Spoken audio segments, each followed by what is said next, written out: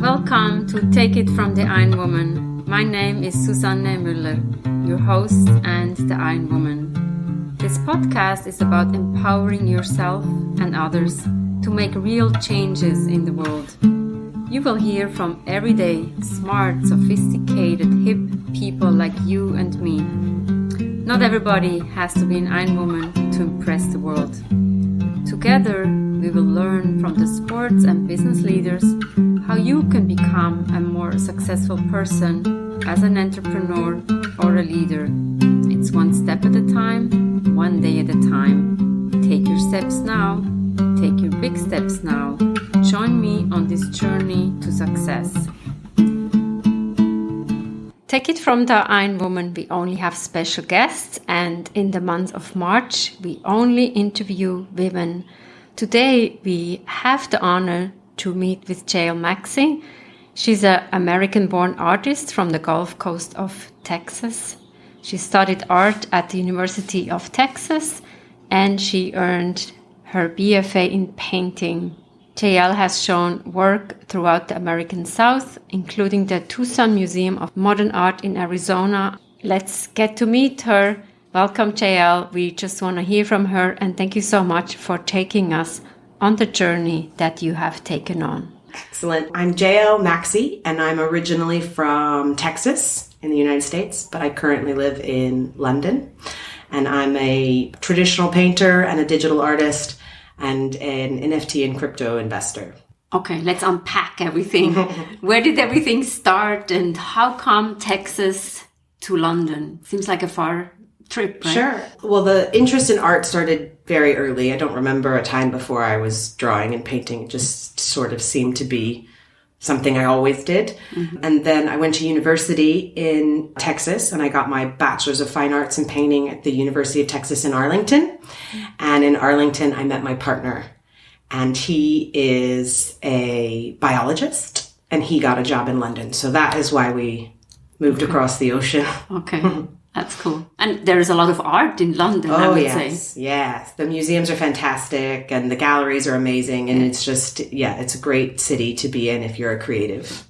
How do you work and what do you do on any given day?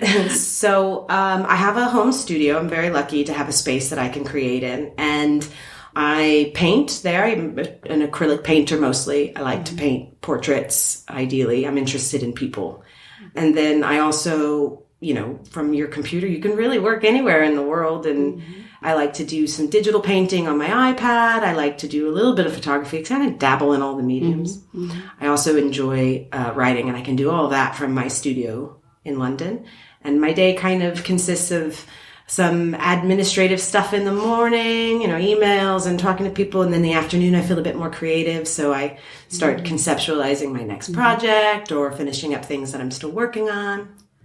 Yeah, it's nice to be kind of self-employed and be your own boss and decide when and how you want to work. Yeah. And you mentioned what I, as an executive coach, always think is so important to work. When is the best time for you? So you do the emails in the morning, maybe the boring stuff, the admin stuff. And then when you get creative, that's your time. I feel like in the morning, I'm very motivated to do the job part, the things that are a little less enjoyable. And then as I get through the day, I want to do a little things that are more and more relaxing, and I get more creative in the evening. It's, so that's nice. I also, because I work with artists from all over the world, I also have some flexibility on my time schedules, because if I'm collaborating with someone in Russia, I need to be on a different schedule than if I'm collaborating with someone in New York. So I'm lucky that I have the ability to, if I need to work late in the evening, in the early morning, I can, and then I can, kind of become nocturnal on days I need to.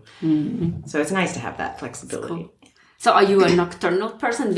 Typically, we assume artists are like they work all night and sleep the whole day, or how is that? I guess I would describe myself more as like a kind of like a hedonist. I eat when I'm hungry. I sleep when I'm tired. I create when I'm inspired. Generally, there's a cycle to it. Like when I get up, that could be 8 in the morning. It could be 12 in the afternoon. When I get up, that's when I want to do the business bits. You kind of like wake up and you do like stuff. I feel the same. Like once the mundane stuff is out of your way, you can be creative or you can do the best work. It's difficult to make things and create art if your brain is thinking about the financials and the emails you haven't responded to. And if you're kind of distracted by those things, I don't feel as connected to the creation process. So I like to get that out of the way so I can really enjoy and free myself to not focus on anything else. And you said you do portraits, you're interested in people. How do you find those people? Most of the people I have painted have been friends and family. My latest series, I've been doing some portraiture because I've been inspired by some of the old masters. So learning from Da Vinci and repainting some of his Madonnas and those kinds of things. But normally they're friends and family because I really need to have a connection or a good understanding of the person before I feel like I can portray them accurate. So I don't take commissions. I've tried and I just can't connect to strangers. So if you give me like a vacation photo, it is going to be work for me to try to paint your vacation photo because I don't know the people in the picture. I don't know how they should feel when I portray them. And so it doesn't work for me.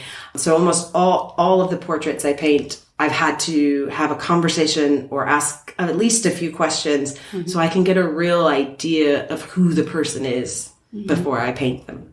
That's interesting. It's almost like in coaching, you want to get to know the person first, and then you can help them to say, look, let's look at this, or how can we, maybe some hidden gems are coming out.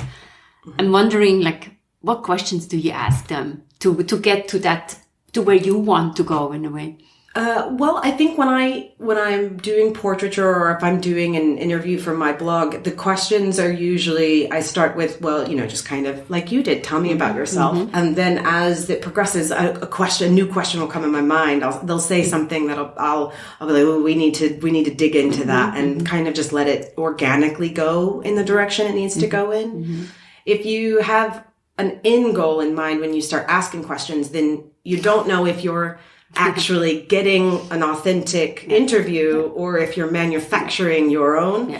So I try to just be very open-minded and let it just happen. Tell us a little more, like, have you found like surprises or what comes out? I mean, like if you go deeper, I mean, I know that in the coaching, sometimes you have a plan and then a client comes and they're like, not there where I want to be. And I just have to throw away my plan, and that's when the best coaching is happening. Yeah, I think I agree. I think that every time I meet a new person, there's an opportunity to be surprised. And the ones that are the people that I think are the most interesting are the ones that say things I would never expect.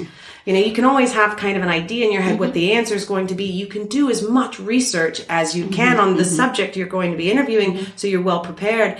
But once they say something that is like, oh, that's so unique, then that's where I want to go with it. That tells me the direction we should go in. Something dark or something hidden or what have you?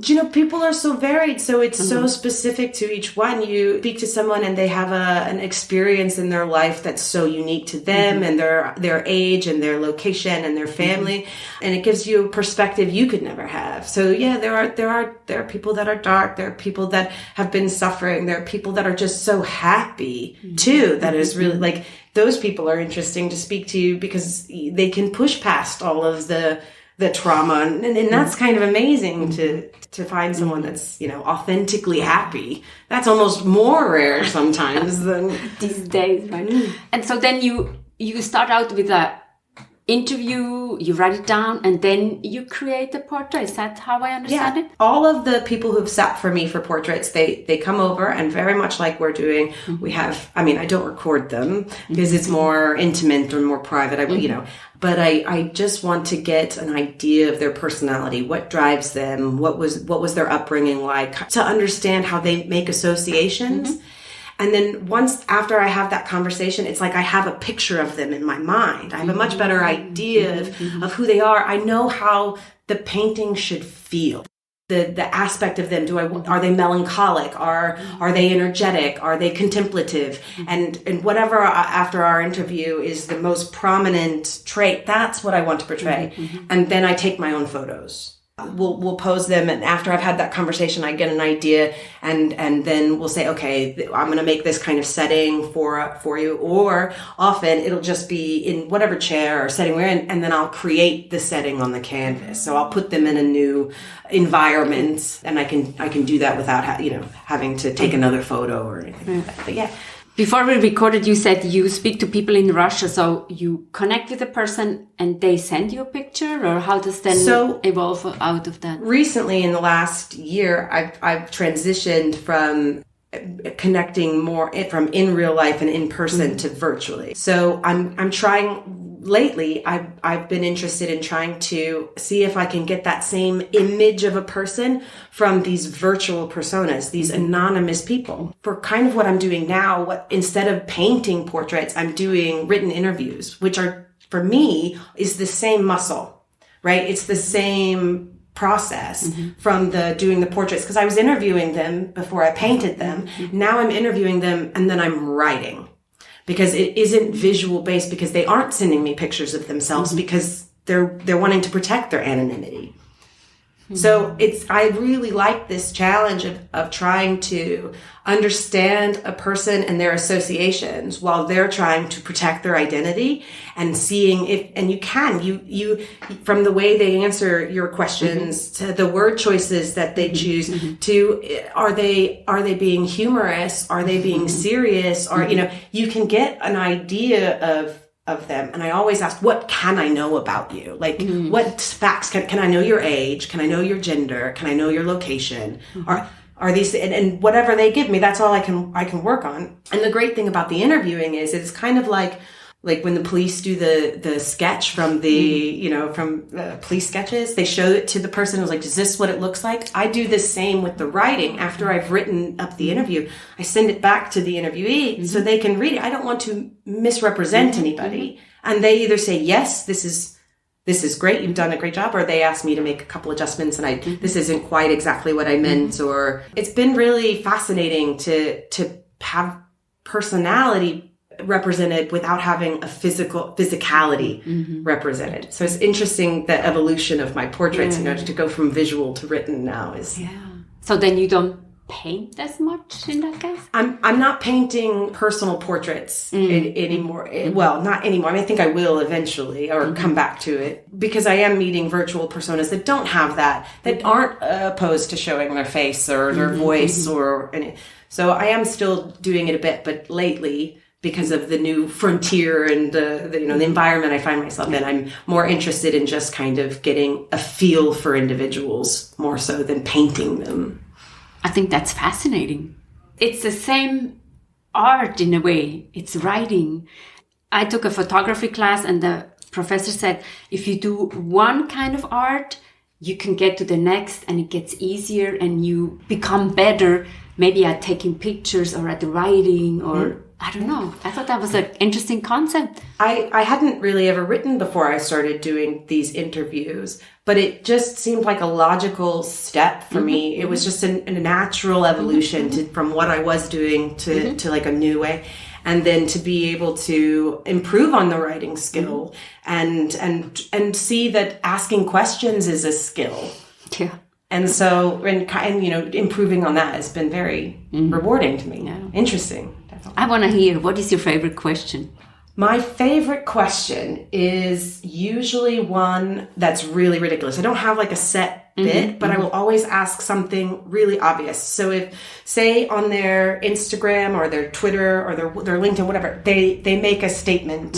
I make glitch art or whatever kind of art. I will ask them a question that would be easily answerable just by looking at their profile because I want to see how they respond to that. And sometimes I get, well, you can just look at my profile. Okay, now I know you're you're more impatient. You're a little less generous in these kinds of ways. Whereas other people will just hold my hand, I know that I love asking questions I already know the answer to because, or the general answer to, because the way that they they shade their answer tells me so much about their word choices, their cadence. Yeah. That tells me a lot more than the actual answer. What's your favorite food? If it says on their profile it's pizza, I know it's pizza, but I want to hear how they tell me it's pizza. Does that make sense?